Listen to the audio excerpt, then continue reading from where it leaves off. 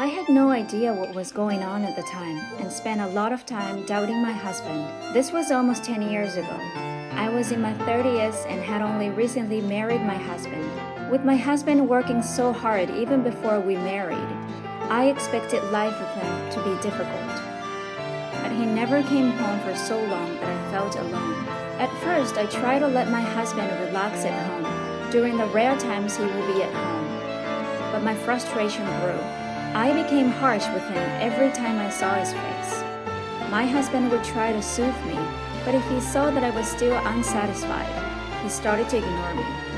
I wanted him to look at me, no matter how busy he was with his work, because we were married. This emotion got the best of me, and I couldn't look at my husband objectively any longer. Whenever I would pick a fight with my husband, he would always say, "I'm going to settle down soon, and then we'll go to that island you like." But this never came true. "Work is more important than me, isn't it?" I said. "If so, don't force yourself to come home. I'm tired too, and seeing you so exhausted makes me sad." No matter how many horrible things I said to him, he never took it seriously, and I began to have a nagging feeling that our marriage was coming to an end. Soon after, my husband could tell I wasn't even mad at him and had no feelings for him. I didn't suspect it at first because he worked in a department with many business trips. But one day, I found a receipt and membership card for a hotel near our house in his suit pocket after he came home from a business trip.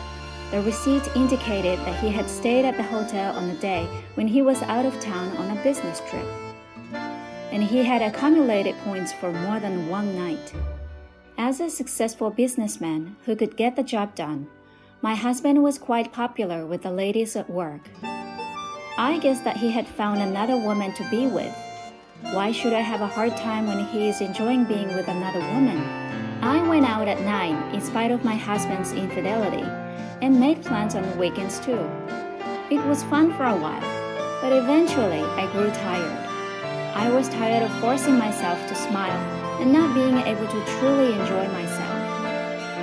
Perhaps it was finally time for my husband and I to be free. We're both avoiding each other, not facing each other as husband and wife. It would be preferable if my husband was happier with someone other than me. I suppose it's time for me to move on to the next chapter of my life. But this is the husband I used to love until I realized I didn't want to spend the rest of my life with him. It took a lot of guts for me to ask for a divorce. I also wondered if there was really no other option but to call it quits. But it seems that my husband has a new girlfriend. After days of deliberation, I made a decision and sent a text message to my husband's cell phone. "Will you come home early today? I need to talk to you." I texted him on his cell phone. "I need to talk to you too, and I will try to leave as soon as possible." He replied right away. I found myself thinking that my husband must not want a divorce, even though I was certain I had made my decision. My husband is also seeking a divorce. Just thinking about it made my heart race so fast that I couldn't breathe and I struggled to stand. My husband's heart was not with me, it went to someone else. Let's not cry anymore. At the very least, I should end things with a smile. I made my decision and waited for my husband to return home. It was shortly after 9 p.m. when my husband returned home. He'd lost an unexpected amount of weight. His kind eyes and tone of voice remained the same, but there was a gap between us that seemed insurmountable. My husband, who had never been a man of many words, kept looking down and remained silent except for a few words while I spoke. I wanted to end the conversation with my husband in a respectful manner because I felt he was making a lot of fun of me. We were a married couple, albeit for a short time, and we were about to divorce. So why wouldn't he tell me how he felt? I became increasingly angry and began to argue with him. However, my husband remained silent and listened to what I had to say. I wanted him to say something, so I told him that I knew about his new girlfriend. He probably thought I was oblivious to the fact. If he knew I knew everything, he would become impatient and make one excuse after another. Hearing my words, my husband looked at me in surprise, then smiled briefly. After a brief pause, he asked, "What, you know?" I said. Strangely, I couldn't help but laugh at his joking tone, which made my husband laugh. And for the first time in a long time, we laughed together. Regardless of the topic of the conversation, I was overjoyed to be able to laugh with my husband like we used to. We were able to talk again after that, which was a strange sensation. Perhaps it was because he found out I knew about the affair. My husband's face appeared to be revitalized. "Let's stop attacking each other. I don't want to leave you because I don't like you," he said. My husband agreed to my proposal, and we decided to clean our room and share our belongings so that we could leave at any time. They were all precious memories, but they were all things I wanted to keep hidden for a while. My husband has always been the type of person who uses things he's had for years, but today he hadn't hesitated to throw them away. His grace overwhelmed me even more. "Take anything you want, it's all my fault. So this is my atonement," he said when the room was clean and tidy and we only had each other's belongings. My husband's eyes seemed to well up with tears as he said this. Did he feel sad as he cleaned up the mess? That was very clear to me because I felt the same way. You still have time to think about it, don't you? Let's clean up one step at a time. I decided to take a break for the rest of the day after cleaning up the entire mess. I took a bath to clear my mind. I should be able to get compensation from my unfaithful husband, but it was clear that our relationship had already ended. Besides, I don't want to taint my memories of my husband any further. As I was getting ready for bed after the bath, my husband entered the bedroom. He climbed into bed and gently drew me into his arms. "Hey, this is weird, and I feel bad for your girlfriend," I said.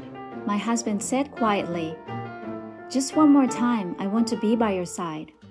I stiffened slightly. He was trembling as he wrapped his arms around me. "Are you crying?" I asked him, but he didn't respond. I noticed that his body was lighter and more bony as I stroked his back. "Are you sure you're well? You appear to have shed some pounds."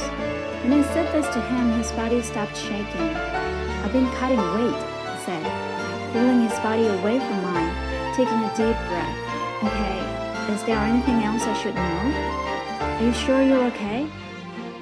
It had been a long time since I had touched my husband's body, and I was surprised to see how different it looked from before. My husband's physique was always stocky and muscular.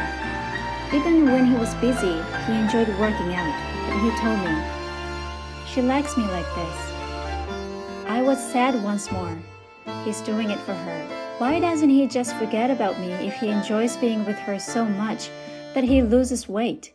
I see. Then there's no need to cry because it's the last day. Or is it tears of joy? To keep my sadness at bay, I said something sarcastic that I didn't need to say.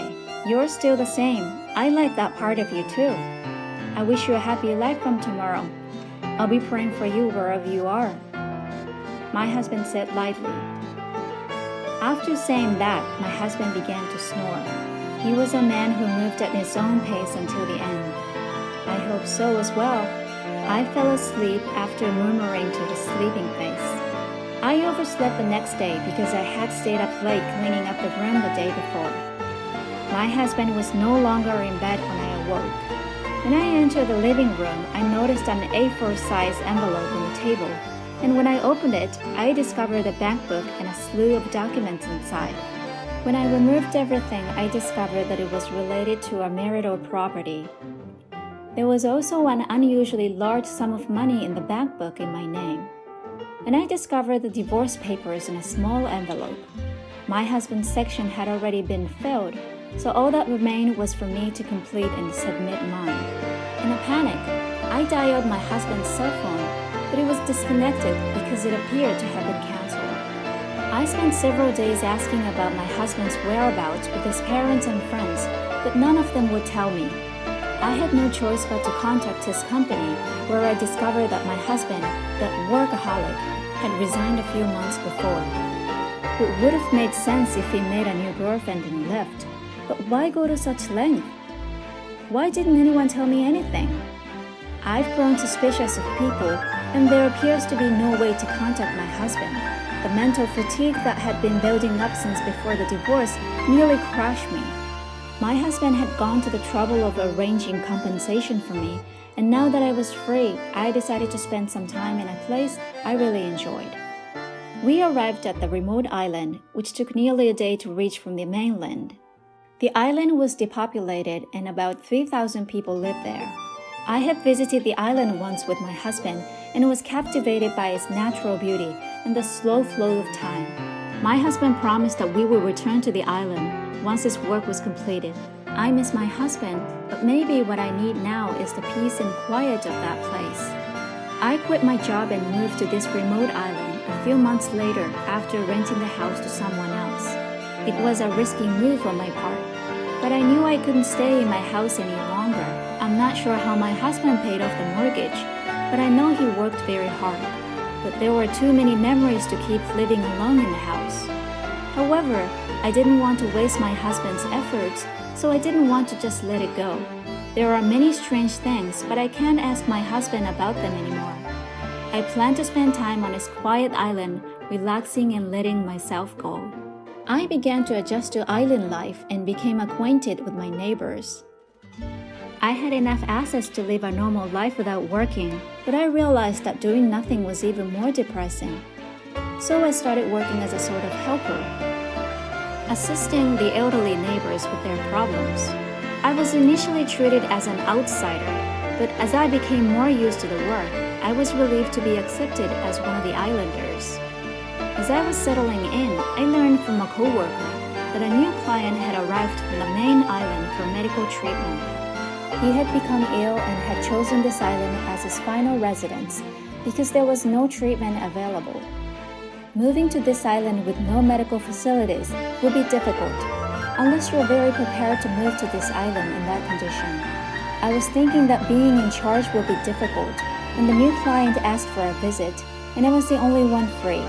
I had heard about his medical condition, so I was nervous as I went to his house. We arrived at a small house on a hill with a view of the ocean. The house had been vacant for a long time and had been renovated to the point where it was livable, but it was really just enough to keep the wind and rain out. I questioned whether this was the best place for him to spend his final days. With concern, I rang the doorbell. "Come in," a small voice said, barely audible. I gave my usual greeting and entered. I found my client sitting in front of a window, the sun and wind streaming in. I couldn't see his face because it was backlit, so I squinted as I approached. "It's a pleasure to meet you today, sir." As I looked at the face that had turned to me, I was speechless. My ex-husband sat there. We were both taken aback. We just stood there staring. My husband initiated the conversation. "You found me out," he said. He was mischievously smiling, like before. "What exactly are you doing here?" I was so confused by my husband's presence, the fact that he wasn't supposed to be there, as well as the information I had heard at work, that I couldn't speak properly. My husband grabbed my hand and forced me to sit next to him. He sat next to me and held my hand until I relaxed. I couldn't think of anything to say to him, and as I sat there, I heard a voice at the door. I wiped my tears and opened the door, where an elderly man stood. He seemed surprised to see my tear-stained face, but he bowed, went inside, and sat down next to my husband. "How are you doing today?" he inquired. He spoke in a soft voice. My husband said that there was nothing unusual and began chatting with him. The elderly man was most likely the island's only doctor. I remembered my colleagues telling me that there were no inpatient facilities on the island, and that the clinic nurse and doctor were the island's lifelines. So it appears that my husband came to the island to spend his final days here. Although it was his decision, I listened intently to their conversation. I was wondering if there was anything I could do to help. My husband's doctor left after about 10 minutes of casual conversation. I couldn't help myself and ran after him. I guess my flustered appearance startled him again, but when I told him of our relationship, he seemed to understand. I questioned the doctor about my husband's condition and future treatment, but he said, "I can't tell you without his consent." Maybe he felt sorry for me and said, "He won't be able to walk by himself very soon. It seemed a shame for him to spend his final days alone, so please be there for him." I was stunned. What became of my husband's girlfriend? I returned back to the house with heavy steps, where my husband was waiting. My husband appeared to have anticipated my questioning the doctor and greeted me with a smile. "You're back." I couldn't leave without my husband, so I asked him to let me spend the night. My husband's house was only a few pieces of luggage and a couple of futons. It was the first time I'd slept with my husband since we discussed divorce. As I cuddled up under the covers with my husband, we told each other how we got here. I was eager to ask about his illness, but I decided that it wasn't time to talk about painful topics, so we reminisced. This was also due to my feelings about his relationship with her. I asked him if he hadn't brought her to the island before I asked to stay, but he just laughed and covered it up. The fact that he didn't say anything suggested that there was a sad event. I was careful not to hurt his feelings by asking any more questions. The next day, I informed my employer of what had occurred and decided to take some time off. I want to spend what time my husband had with him. I took my husband, who couldn't walk very far, around the island in a wheelchair. There were places I remembered from my previous visit, places and scenery I wanted to show him for the first time. It was satisfying just being together. I wish we had been this close when we were married. Even after my divorce, I discovered that the feelings I had grew stronger. But there's nothing I could do about it now. My husband would be confused if I told him. Like friends, I would stay by his side. The good times were fleeting, but the disease was gradually taking its toll on my husband. His physical strength had deteriorated to the point where he could no longer go out or even take the long-awaited walks. Even daily tasks became difficult, and he began to doze off and fall asleep more frequently. The doctor came to see him every day, but the only relief was that he was no longer in pain, and I couldn't believe that this was natural and that he would leave me so soon. I nursed my husband, never leaving his side for a second, so he wouldn't be alone when he awoke, which could happen at any time. Sometimes he'd wake up and tell me the rest of the dream he just awoke from, and other times he'd tell me about long-ago memories as if they just happened. I loved every moment, and this love exacerbated my sadness. My husband gradually stopped waking up after that. When we stopped talking, I stayed by his side, reading his favorite books and telling him about the sights and sounds I'd missed so he could understand. I wanted to tell him about a beautiful sunset one day, so I held his hand and tried to speak to him. My husband's hand was cold to the touch. He was barely breathing, and his chest moved in an unnatural way. I panicked and called the doctor, who said he would be there right away.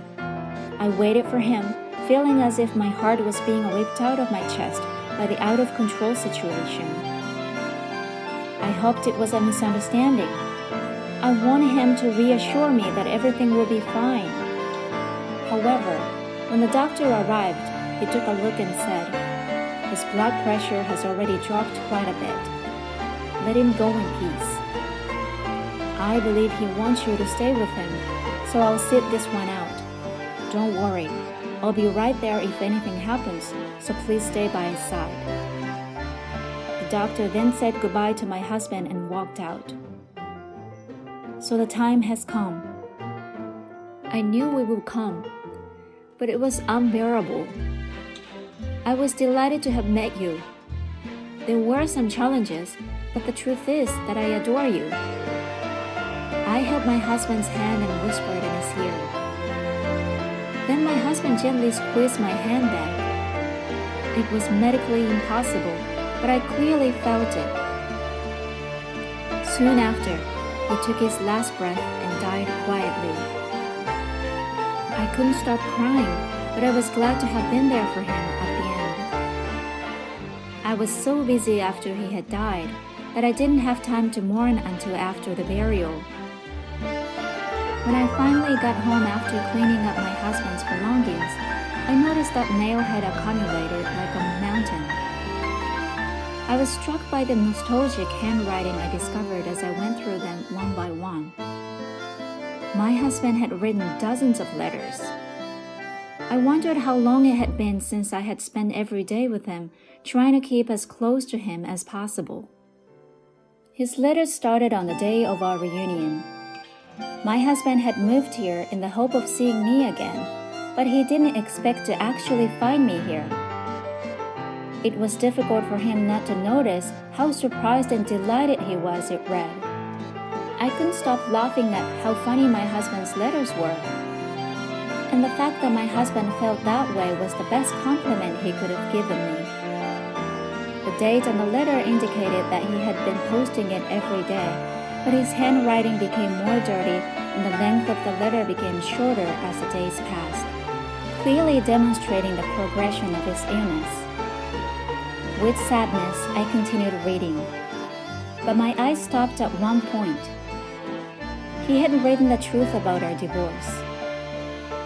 My husband's illness started during our marriage. When he discovered it, there was nothing they could do to help him, and the treatment he received as his last hope was ineffective and only had side effects. My husband made plans to divorce me because he didn't want me to spend the rest of my life with this disease, and I fell right into his trap.